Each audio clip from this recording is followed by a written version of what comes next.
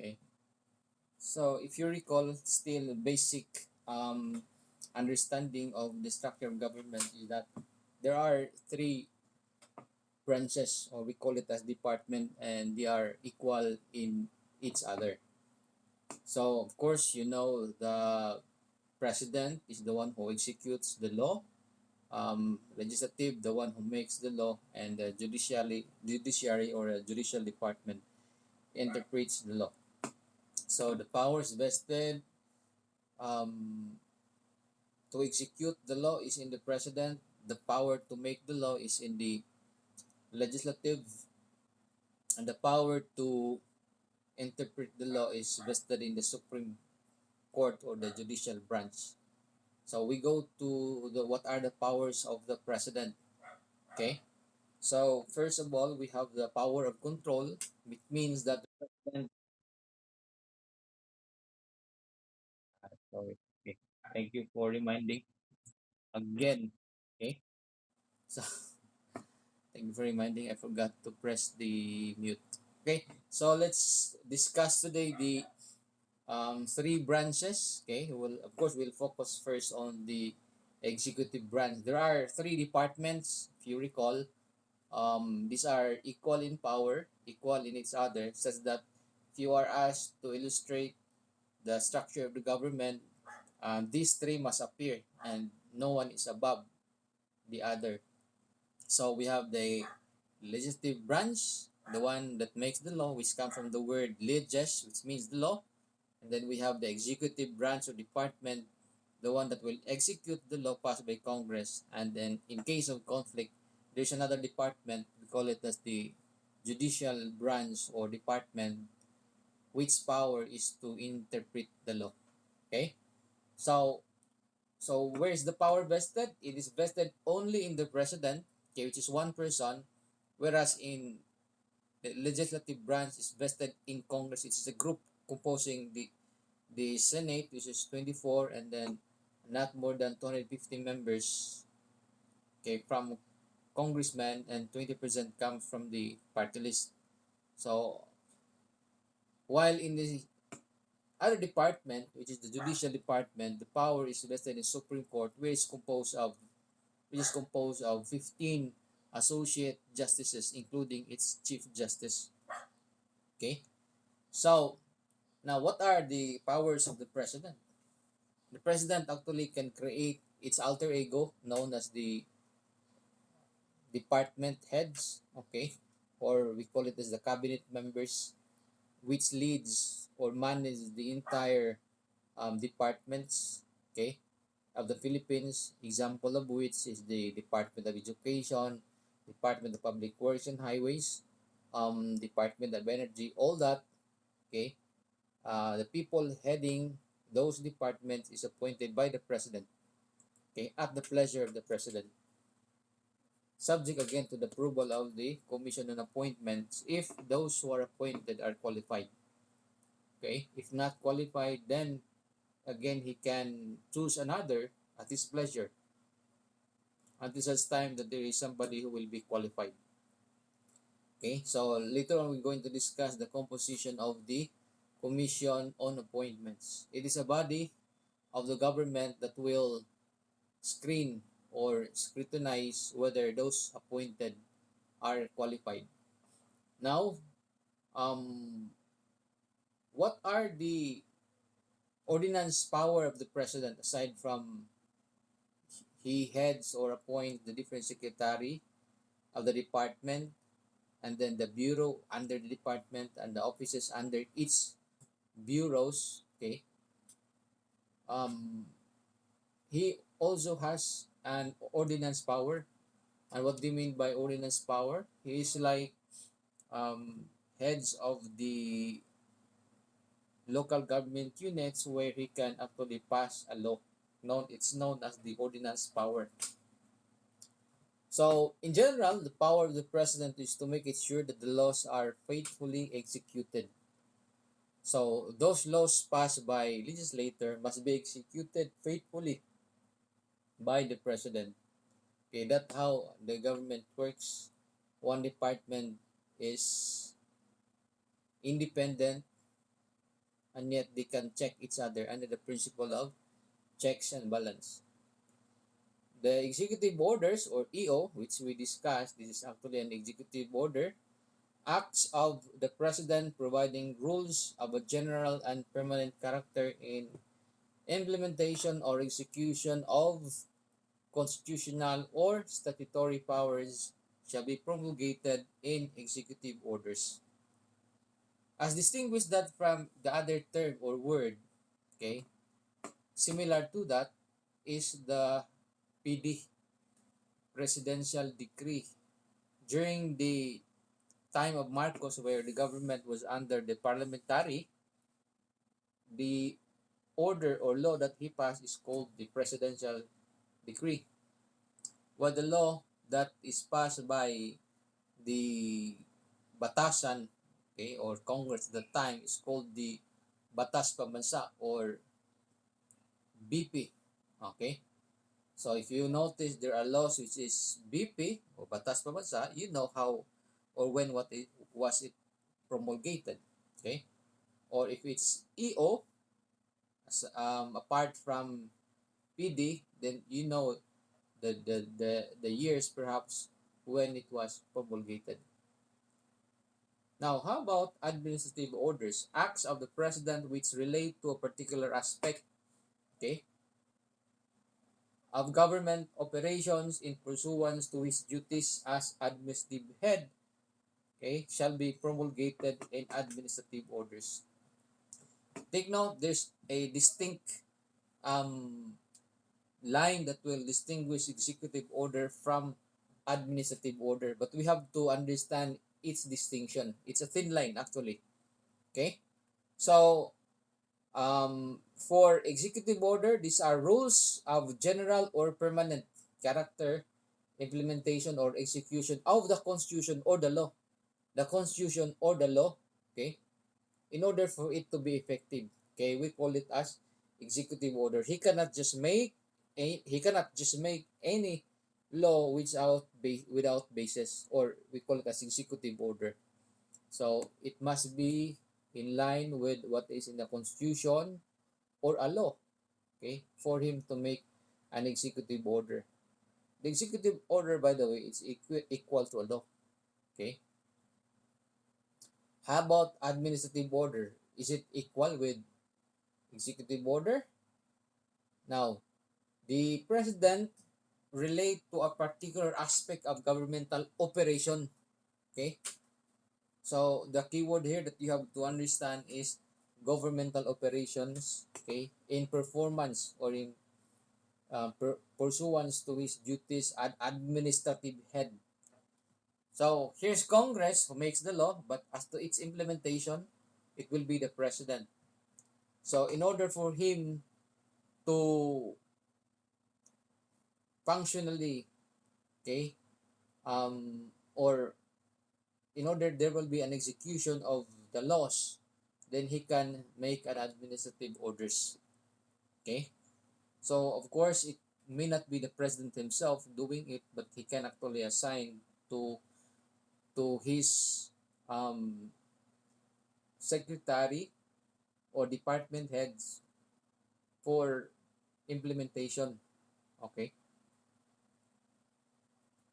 Now, how about the meaning of proclamation?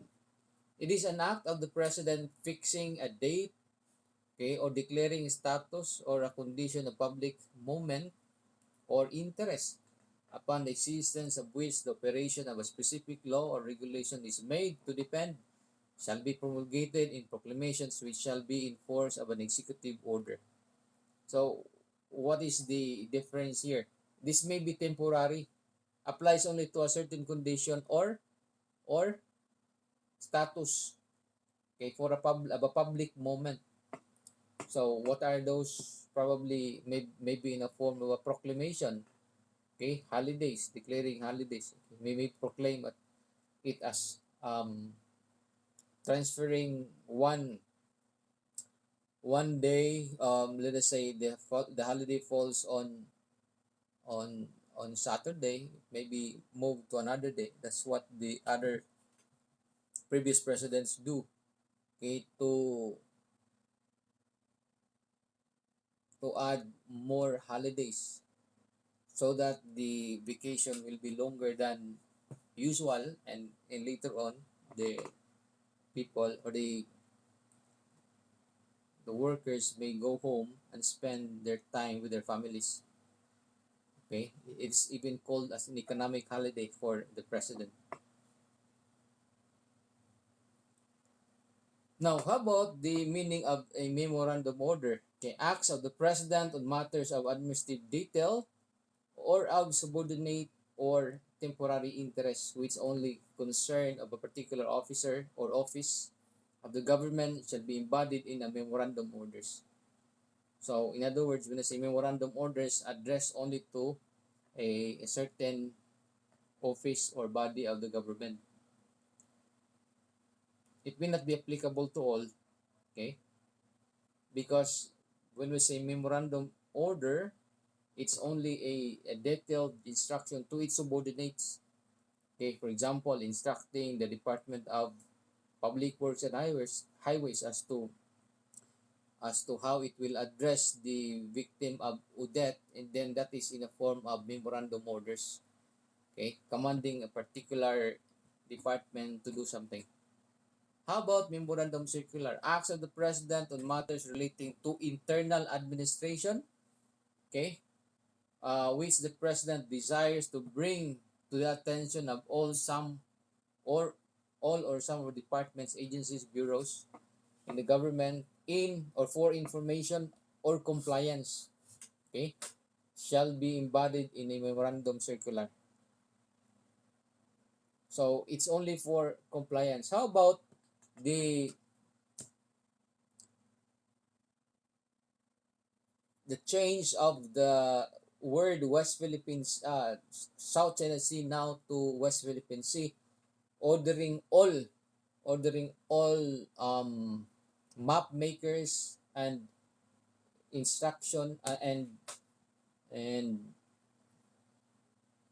a group which is in charge in map making to change all the word West South China Sea to West Philippine Sea. It is a memorandum order. Okay, it is a memorandum order. Okay, as distinguished that from a circular. An act of the president on matters of administrative detail or of subordinate, okay, or temporary interest which only concern a particular officer, okay, of the government shall be embodied in a memorandum order. So when we say circular, okay, it's only a matter of internal administration. But in the case where everybody will be involved, then it may be in a form of memorandum order. Okay. How about general or special orders? Acts and commands of the President in his capacity as a Commander-in-Chief of the Armed Forces of the Philippines shall be issued as general or special orders. Okay, these are generally intended to Department of National Defense, okay, being the Commander-in-Chief of the Armed Forces. If you notice, if you read the Constitution, the highest officer actually of the Armed Forces of the Philippines is the Constitution. During the Marawi siege, if you watch the television, the president actually wore a military uniform and bringing with him an automatic rifle. Okay, so because the president is the head or the commander-in-chief of the armed forces of the Philippines. Okay, we go to the other power of the president over aliens. Power to deport, as distinguished from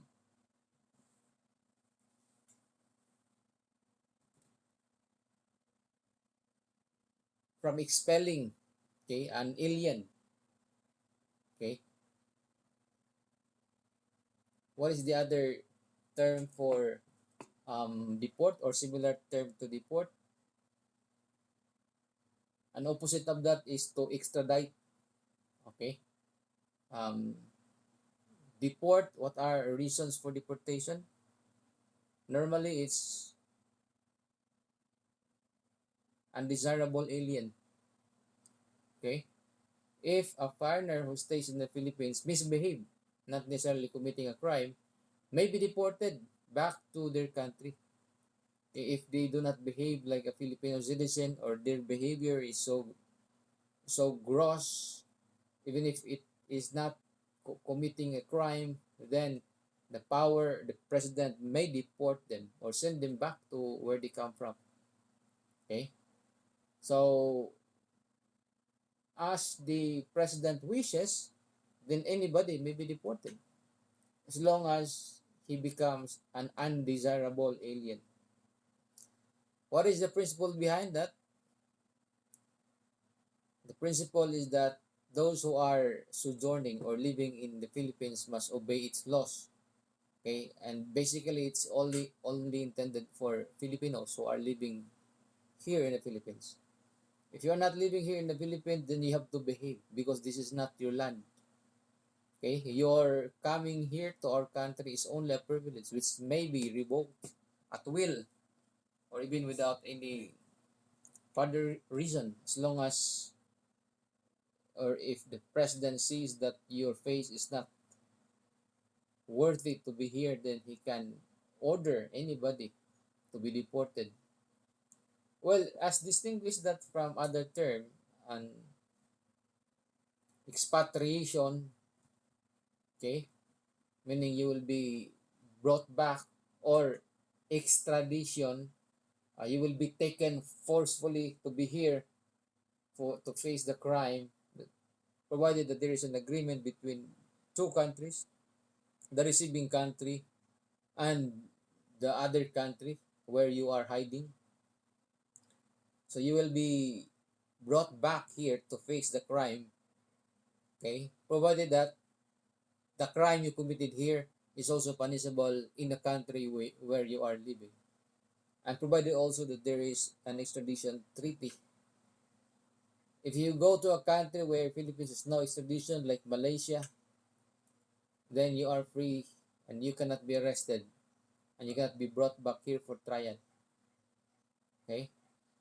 While the other word, you say mentioned repatriation, you will be forced to go back to our country. Okay? Or you take oath of allegiance that you are now a Filipino citizen. When will that happen? If you desire to regain back your Philippine citizenship, okay? Like after serving as a military in other country like US, and you wanted to go home and settle down, then all you have to do is to take oath of allegiance that you become now a Filipino citizen.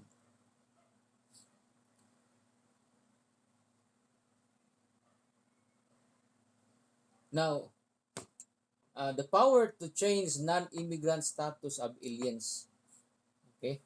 What do you mean by this? The president, subject to the provisions of law, shall have the power to change the status of non-immigrants. Okay? Okay, by allowing them to acquire permanent resident status without necessity of a visa.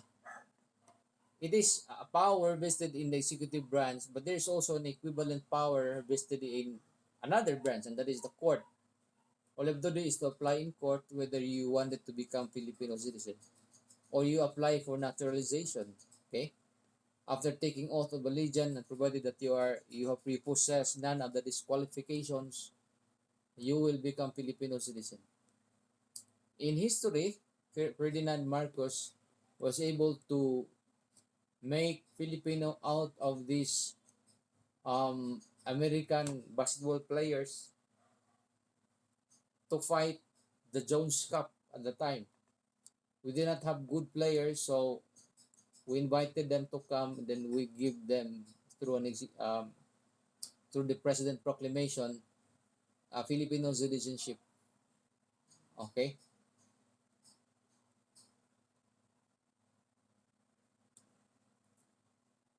Now there are positions in government where acquiring dual allegiance is strictly prohibited, or acquiring even residences, or being or possessing a green card holder. That is a disqualification for some government offices. The rationale behind that, if in case there is a problem later on with our country, and if you possess that green card holder or dual citizenship, you just lift your one foot and you are now a citizen of another country.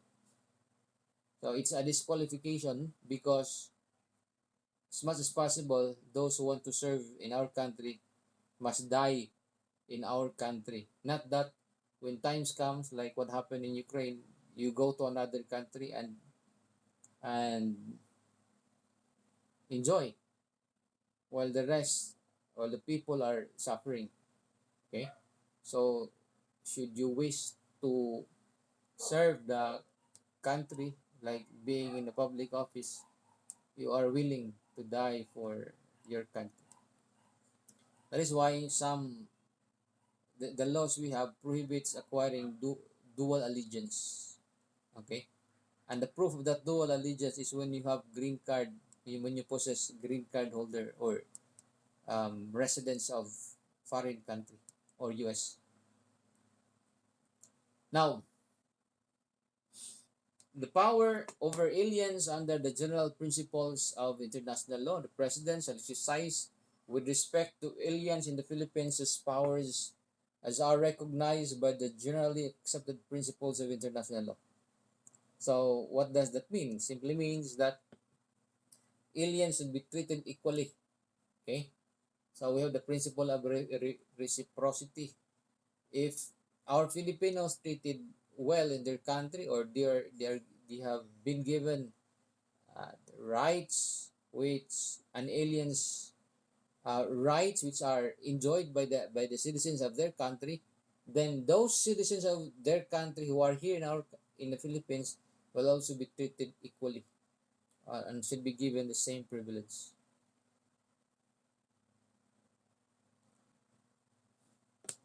Now we go to the power of chapter 4 under book 3.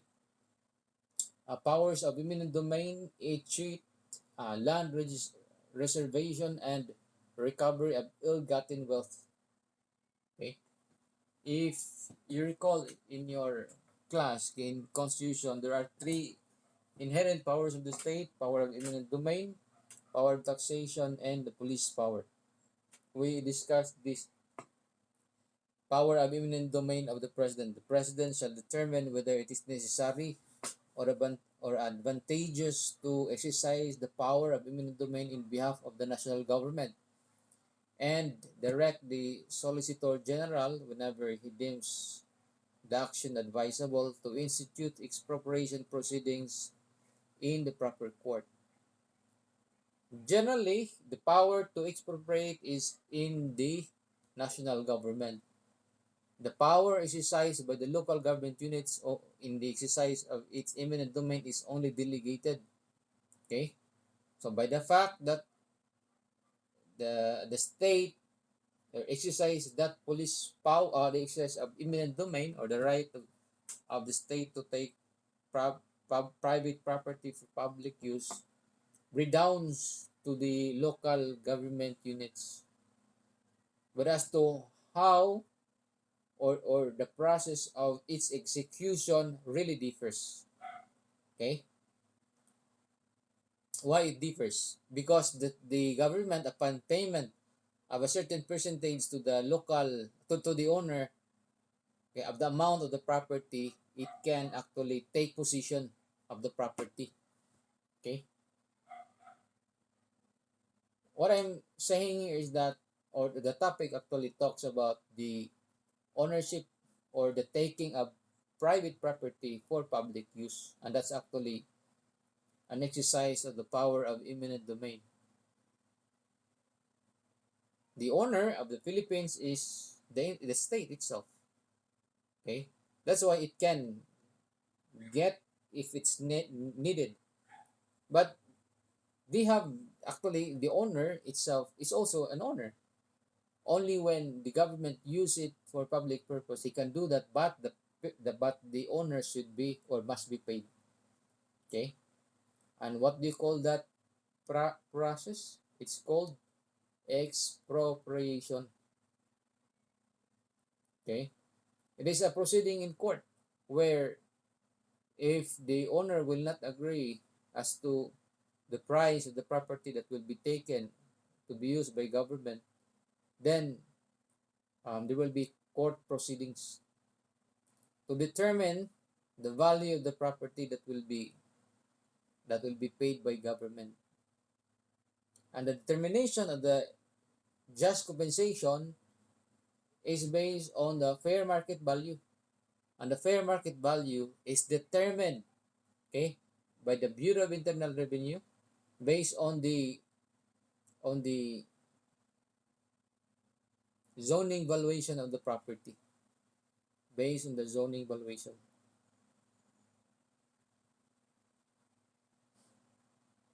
I may not discuss the details because it will take an hour to discuss the power of eminent domain, but as early as now, it's enough to understand and be familiar with the term that I've said. Okay?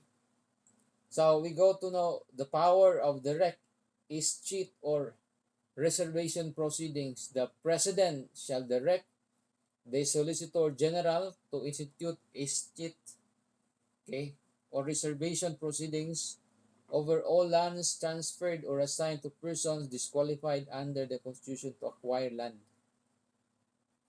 For example, a property was now in the title of a foreigner, which under the law they are prohibited. It can be reversed, okay, or the process is called escheat, okay, or if the taking of the government to to the private property was without payment, then there is what we call as the reverse condemnation. Okay, so take note that it's a new Supreme Court decision where the owner of the property who were not paid for long years, for many years already, they were able to receive according to that decision. Since you did not pay the owner, then you have to pay the value, and and it will be, or if not, then it will be reversed to the names of the original owners.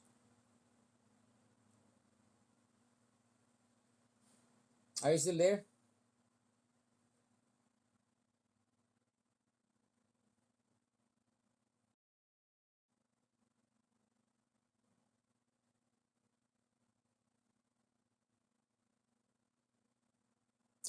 Now we go to the power to reserve lands of public and private domain of the government. The president shall have the power to reserve for settlement of public use and for a specific public purpose, or any of the lands of the public domain, okay, the use of which is not otherwise directed by law. The preserved land shall be thereafter remain subject to a specific public purpose indicated until otherwise provided by law or proclamation. Okay. What are these lands? Timberlands cannot be converted and become a public. It will not become an alienable. It will remain inalienable. Okay.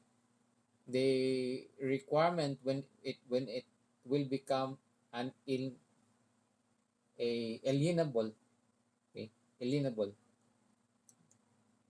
or meaning it can be owned by private person, is that it requires still Congress to reclassify the lands to make it alienable. Now, as long as the land appears classified as inalienable, it cannot be transferred, or it cannot be renamed regardless of how it looks like or what should be its appearance. If the land declared to be timberland or it's classified as timberland, but there are houses built therein, that still remains to be a timberland, and the property or the land cannot be converted or cannot be it cannot be classified as residential land. Okay, so it's not the appearance that makes it the other classification, but the classification under the law, because a mountain, although studded with houses, concrete houses, remains to be a timberland, and therefore titles cannot be issued. It remains to be as such regardless of how it looks like. Example, the entire Boracay is a timberland, cannot be titled. Okay, no one can buy its property unless classified, but generally under the laws, it's still a timberland. Okay, it cannot be titled.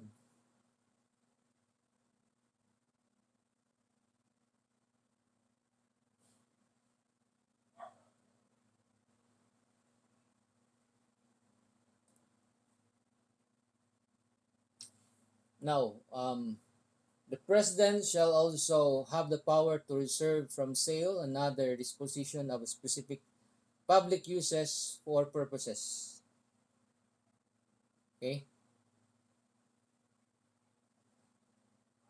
any land belonging to a private domain of the government or any of the prior lands, these are lands owned by the priests during the Spanish period, that's called prior lands, the use of which is not otherwise directed by law, and thereafter such land shall be used for the purposes specified by such proclamation until otherwise provided by law. Now we go to section 15, power over ill-gotten wealth. The president shall direct the solicitor general to institute proceedings to recover properties unlawfully acquired by public officials and employees, okay, from them or from their nominees or transferees. What are these ill-gotten wealth? Wealth that is known to be it amasses due to corrupt practices act of the government. So it will be within the fixed period, an extension thereof authorized by the Constitution. Okay, those are the powers of the president.